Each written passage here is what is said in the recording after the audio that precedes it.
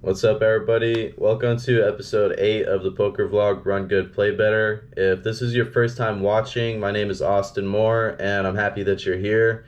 If you guys have seen some of my previous videos, thanks for sticking around. It means a lot. Let's go.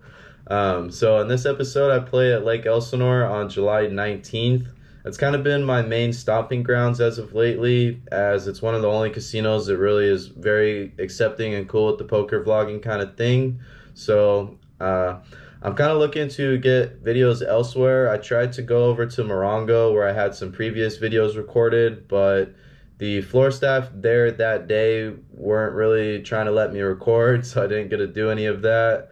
Usually there's one guy that's really cool with it, but he wasn't there that day. And I've been thinking about going out to the Gardens and LA area to try and get some new content for you guys, just change up the scenery a little bit, see some different chips. And yeah, it's really on my to-do list. So I hope you guys are okay with just seeing Lake Elsinore for now.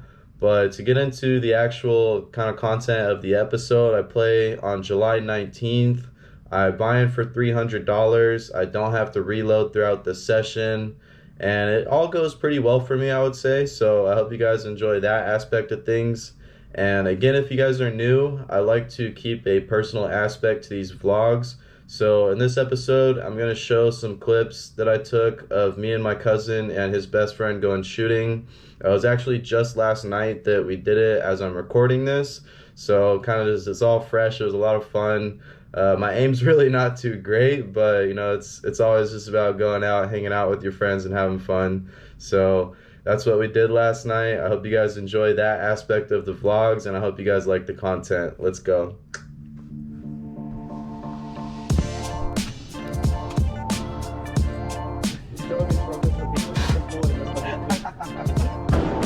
They got me too, no worries.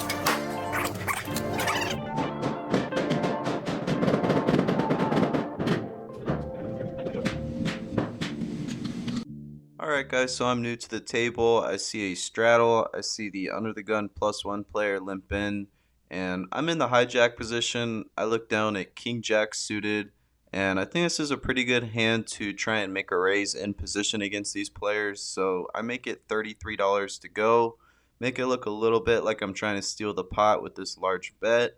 And it doesn't really work out too well for me because the cutoff player almost immediately moves all in for $130. The action folds back around to me, and I kind of have to sit here and wonder if I want to start this session off in the hole. I don't really think King Jack suited is the best hand to call off here. I do have some outs given that I'm suited and connected, but my opponent could easily have me crushed with a hand like ace king, aces, or kings, so I just make the fold and wait for a better spot. So in the next hand, I look down at 6-7 suited under the gun. I don't really want to raise here because I do not want to face a 3-bet out of position with this hand. So I just limp in, and the small blind and the big blind also decide to just check here.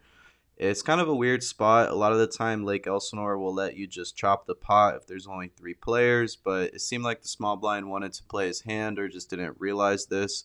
So we head 3 ways to the flop, and they're going to take $6 out of the pot, leaving only about 3 in there. And it's pretty annoying because I flopped the nuts. The flop is 4-8-5 rainbow, and the small blind and big blind check to me. I think it's going to be time to put some money in this pot, so I make a bet of $6, nice and small. Want to try and attract some customers. And the small blind folds, and the big blind actually goes ahead and raises here to $25. Now, I don't want to scare him off. It's a rainbow board. There's really not much going on here. I'd have to have a perfect hand like I do. So I just make the call to not scare him off, and the Queen of Hearts comes on the river. The big blind pretty much immediately goes all in at this point for $200, and I really can't do anything but just call. I now have the nuts and a draw to a flush. The seven of clubs comes on the river, and the big blind shows 5-8 offsuit for a flop two pair. So it's really just a strange hand to start off the session. I was kind of bummed I didn't raise pre-flop, but I think if I had, I would have pushed the big blind out and he wouldn't have flopped two pair against me, and I probably would have gotten zero value. So limping in here actually became very profitable for a profit of $231. Along with skill, poker takes a lot of luck, and this hand I got very lucky to limp under the gun and get the action that I did.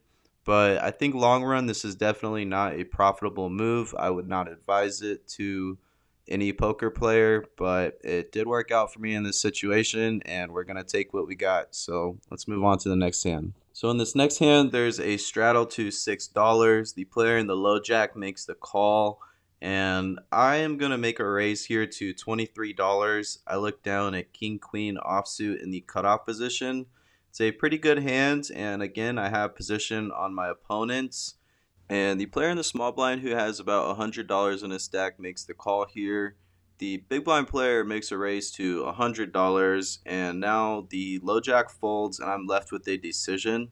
I think that if the small blind player didn't only have $100 in his stack and already called off 25% of it, I could easily make a raise here.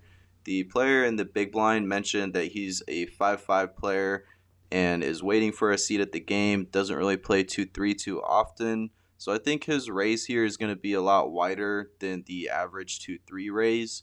But I just end up making the fold. The small blind player makes the call, and they go to a run out. The big blind player shows king jack offsuit, and the small blind player has ace queen off. Neither player ends up making a pair on this board, which means that it would have been very hard for me to proceed myself against a 3-bet. So I take a loss of $23. I save myself the extra 77 and end up just waiting for a better spot in the next hand. So in this next hand, there's no straddle, but the player in middle position limps for $3. I look down at queen 10 of diamonds. I'd like to isolate. I make a raise to $17. The player in the button goes ahead and ends up making the call though. The player in the small blind also makes the call, and now the player in middle position makes the call. So we're going to head four ways to a flop. I have position on two of the players, but there is one behind me. I think queen 10 of diamonds is a good hand for multi-way pots, so I'm really not too worried about it. And I feel pretty good about the flop when it comes out. It comes out 9, 10, 8 with two spades. So I flop top pair with a gut shot straight draw, and the action checks over to me, so I think it's going to be time for a bet here. I make it $35 to go on this board. I want to try and charge the draws that are obvious on this board, such as a jack or any spade draw. So I make a bet of $35. Only the player on the button makes the call, and we go to a turn now. The turn comes pretty awful. It's the seven of spades. It completes a lot of the straight draws. Any flush just got there. So I think it's going to be time for me to check back now. I check, and the button who started the hand with $200 moves all in now. He has about $150 in his stack, and I don't think there's anything to do here but fold. If he has a flush already, I could be drawn dead. If he's holding a jack for a straight at the moment, I really don't have many outs to hit, especially if he has the jack of spades for a redraw to a flush. So I think folding is the only option here, and I'm going to take a loss of $52 in this hand and look for a better spot now. In this next hand, I look down at ace 9 of clubs in middle position. I make a raise to $15, and only the player in the cutoff calls. It's the same 5-5 player from earlier, so I'm thinking that his call range is going to be pretty wide.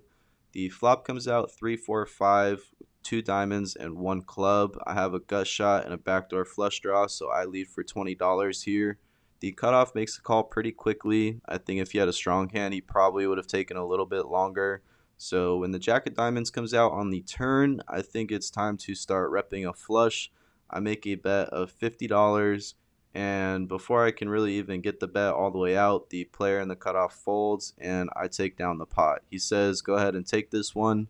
I make a small profit of $40 and move on to the next hand. So at this point in the session, there's been a lot of small pots. I'm looking to play a bigger one. I see a low jack raise to $11. The player on the button goes ahead and makes the call, and I make a raise to $45 from the big blind after looking down at king 10 of spades. I'd like to try and get this pot heads up if I can, or maybe even just take down the dead money, but the low jack goes ahead and makes the call. The player in the button goes ahead and folds, and I'll at least get heads up going to a flop now. The flop comes out pretty well for me. It comes queen high with a 7 and a 4 of spades. So there's nothing to do but keep betting here. I make a bet of $45, repping a strong hand. I'm hoping he has a queen and I can make a flush, but he ends up folding, and I take down a small profit of $58 in this hand. It's not huge, but at the end of the day, these small pots add up, so I'm pretty happy to win here. So we're hoping for a bigger hand now. I see the under the gun +1 player limp in. The player in the hijack also limps in. I'd like to isolate one of these weaker hands. So when I look down at ace jack offsuit in the cutoff, I make a raise to $25. But the big blind actually ends up making the call, and the player in the hijack and under the gun +1 both end up folding. So I'm going heads up in position, just not against one of the players I expected. The flop comes out king 10-3 with two diamonds, and I think this is going to hit my range pretty well, being that I am the pre-flop raiser. The big blind didn't re-raise me, so when the big blind checks over to me, I think it's time for a c-bet. I make a bet of $35 on this board, and the big blind actually goes ahead and calls pretty quickly. So we're going to go heads up again to a turn with the pot over $100 now. The queen of diamonds comes out on the turn, and I end up making Broadway the nut straight. Although there is a flush on board, I really don't put my opponent on a flush type of a hand. He really doesn't look too happy about the fact that the diamond came on the turn. So I think when he checks it over to me, it's time to make my bet look a little bit bluffy. I want to get all the money in because if he is holding any kind of a diamond in his hands, he could beat my hand on the river. So I put him all in at this point, and the big blind doesn't look too happy about this, but he does end up making the call here for his remaining $100, and we go to a river. The river comes out, and it's the king of clubs. I'm a little worried he could have a hand like king 10 or king queen, but I show my hands, I show the straight, and he says it's good. I make a profit of $171. It's finally a larger pot that I've been asking for. I'm happy to be here and happy that my hand ended up holding up even though the board paired on the river. So we'll go ahead and move on to the last hand of this session that I thought was worth showing. And I look down at pocket aces in the low jack position after there's been a raise to $6 from the under the gun player. The under the gun +1 goes ahead and makes the call, and I want to put out a bet that could easily be 4-bet. So I make it $18 to go, and the 4-bet doesn't come from the player on the button. I'm really hoping that the under the gun player will make a 4-bet, but he also just ends up calling, and we're going to end up going three ways to a flop now. There's a decent amount of money in the pot already, so I'm feeling okay about it. I don't like one player being behind me, but when the flop comes king queen 8 with two diamonds, I think it's going to be a perfect time for a c-bet. There's a lot of draws on this board that I can charge, and it's pretty likely that my opponents will have a king or a queen at this point. So I make a bet of $35, and the button gets out of the way pretty quickly, but the player in the under the gun position goes ahead and makes the call. The six of clubs comes out on the turn, and the under the gun player goes ahead and checks it over to me again.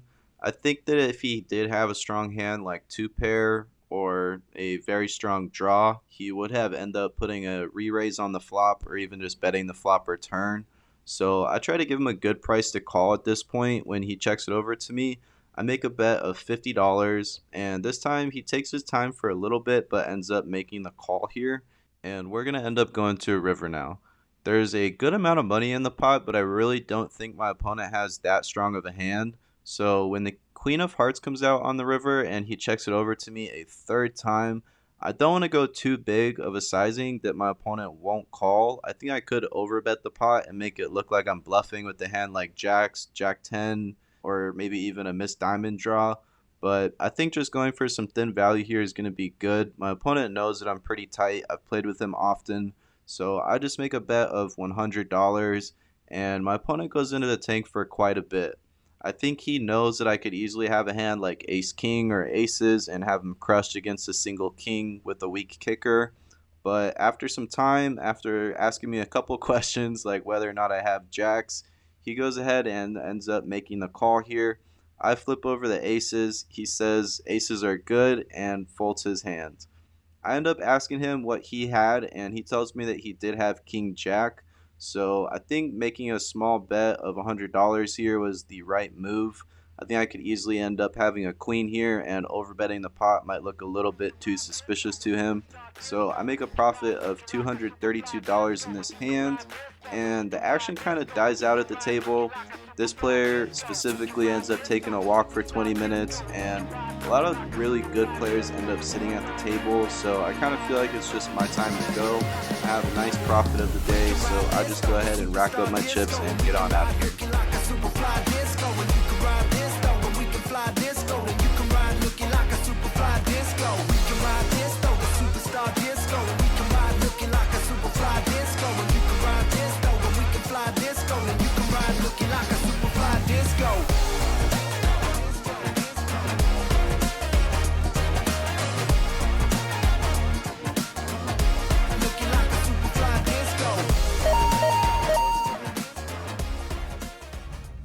So what's up again, everybody? It was a good session for me. I bought in for a total of $300 and cashed out for a total of $820. That left me with a profit of $520 on the day. Woohoo! Altogether, I think I played like maybe 3 hours, maybe 4 hours, somewhere in between that mark. But kind of as I mentioned earlier, there's a lot of really good players that sat down. There was a lot of chop pots between the blinds, and there's a lot of people just missing blinds. So I just felt like it was time to get out of there. It's kind of one of the important things in poker is knowing when to leave, and I think I did a good job of that in this session.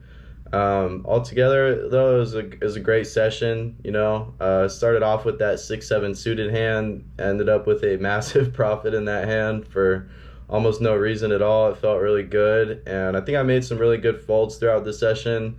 So altogether, I think I played pretty well, and yeah, it ended up well for me. So if you guys are enjoying these videos still, just hit that like and subscribe, drop a comment, say hi.